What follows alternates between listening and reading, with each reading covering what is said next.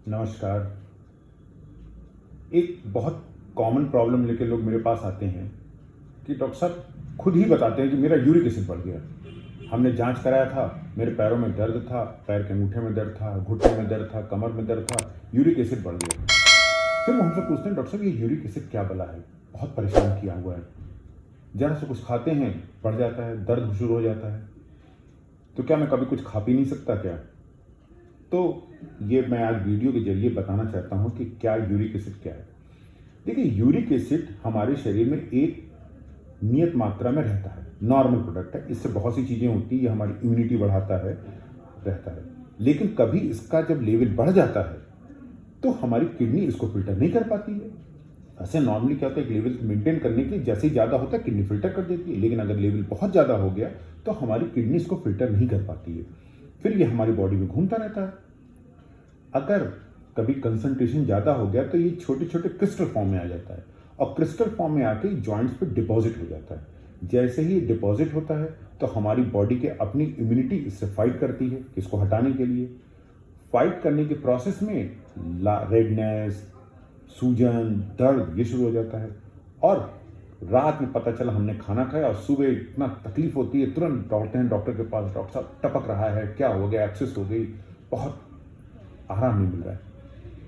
तो ये uric acid की सिंपल पैथोलॉजी होती है। बस फर्क ये होता है कि एक नियत से ज़्यादा हुआ तुरंत क्रिस्टल फॉर्मेशन हो जाता है। अब ये समस्या आती है, क्या खाएं क्या ना खाएं, क्या हम जिंदगी भर वो खा नहीं सकते? तो मैं बताना चाहता हूँ। देखिए, यूरिक एसिड जो है ये बनता है हमारी प्यूरिन से। प्यूरिन प्रोडक्ट का जब डाइजेस्ट होता है, उसका बाई प्रोडक्ट्स बनते हैं, तो उसमें जो यूरिक एसिड फॉर्मेशन होता है और वो हमारी किडनी फिल्टर कर देती है। अब अगर दो कंडीशन की, किडनी फिल्टर तो नॉर्मल कर रही है, प्रोडक्शन ज़्यादा हो रहा है तो यूरिक एसिड का लेवल बढ़ जाएगा, पहली कंडीशन। दूसरी कि प्रोडक्शन तो बराबर था जैसा हमेशा होता है, लेकिन हमारी किडनी अब काम नहीं कर पा रही उतनी जितनी पहले करती थी, कोई किडनी की बीमारी हो गई, तो क्या हुआ कि डिस्पाइट कि हमारे यूरिक एसिड लेवल नॉर्मल है लेकिन किडनी फिल्टर नहीं कर पा रही है, तो क्या होगा, हमारे यूरिक एसिड लेवल बढ़ जाएगा। अब यूरिक एसिड न बढ़े इसके लिए हम क्या करें? कौन सी कंडीशन है जो हमारे यूरिक एसिड लेवल बढ़ा देती हैं? देखिए, अगर कुछ मेटाबॉलिक डिसऑर्डर्स हैं, जैसे कि हमें डायबिटीज़ है, या शरीर का वजन ज़्यादा है, या मैं अल्कोहल ज़्यादा यूज़ करता हूँ, बहुत ज़्यादा यूज़ करता हूँ, क्योंकि अल्कोहल में प्यूरिन की मात्रा ज़्यादा होती है, या आजकल जैसे चाय, कॉफ़ी, इस तरह की कैफीन वाले बेवरेजेस ज़्यादा यूज़ कर रहा हूँ, आर्टिफिशियली स्वीटेंड बेवरेजेस जैसे पैक्ड फूड जूसेस आती हैं आजकल, वो बहुत यूज़ होते हैं, अगर तो बढ़ जाता है। या कुछ मेडिसिन भी होती हैं, जैसे कि वो ब्लड प्रेशर है, हमको उसकी दवा खाते हैं तो उसमें नॉर्मली एक डायबिटिक्स करके होता है जो ब्लड प्रेशर में देते हैं डॉक्टर, उसकी वजह से यूरिक डायबिटिक्स क्या होता है, शरीर का पानी निकालता है, एक्सेस वाटर निकालता है, तो एक्सेस वाटर निकाले क्या होगा, हमारी बॉडी में वाटर कम हो जाएगा। तो चूंकि डिहाइड्रेशन एक बहुत ज़बरदस्त कॉज होता है यूरिक एसिड के क्रिस्टल बनाने में, क्योंकि पानी कम होगा तो कोई यूरिक एसिड क्रिस्टल फॉर्म में बन जाएंगे, तो इसलिए वो दवाइयाँ भी होती हैं इसको प्रिवेंट करती हैं। और बहुत चीज़ें होती हैं, जैसे बहुत से भाइयों को जिनको कि कैंसर की दवाएं चलती, कीमोथेरेपी, वो सेल्स डैमेज करती हैं, क्योंकि थोड़ा सा यूरिक एसिड या प्यूरिन हमारी सेल्स के अंदर होता है, डैमेज हो रहा है तो वो बाहर आ जाता है, तो यूरिक एसिड फॉर्मेशन बढ़ जाता है। तो कीमोथेरेपी जिनकी चलती रहती है तो हम लोग ध्यान देते हैं उनका यूरिक एसिड लेवल बढ़ता है। ये कुछ कारण हैं जिससे कि यूरिक एसिड लेवल बढ़ता है।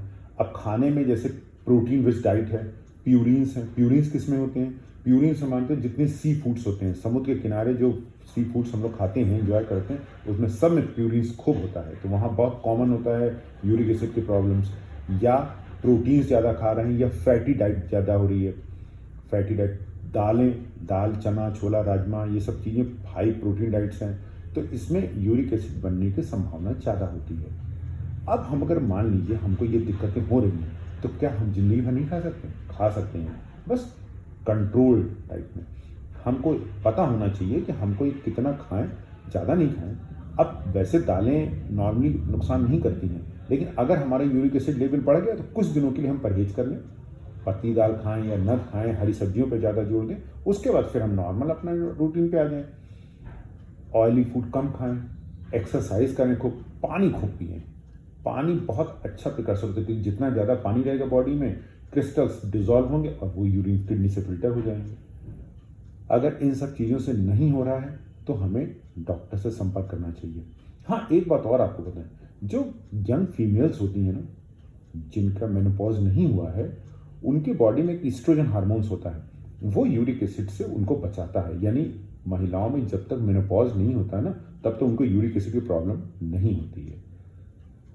अब ये सब इतनी सारी बातें बता दी, अब तो आप स्वयं इसके चिकित्सक बन गए। आपको पता है कि कौन सी चीज़ खानी है, कौन सी नहीं खानी है। अगर किसी इन सब से आपको अपने परहेज से आराम नहीं मिल रहा है तो आप डॉक्टर से संपर्क कीजिए, वो दवाएं बताएंगे, दवाओं से ठीक हो जाएगा। आगे के लिए आप इस तरह से परहेज करके अपना चलाइए, ठीक है ना। चलिए, नमस्कार। आगे फिर मिलेंगे दूसरी किसी जानकारी में।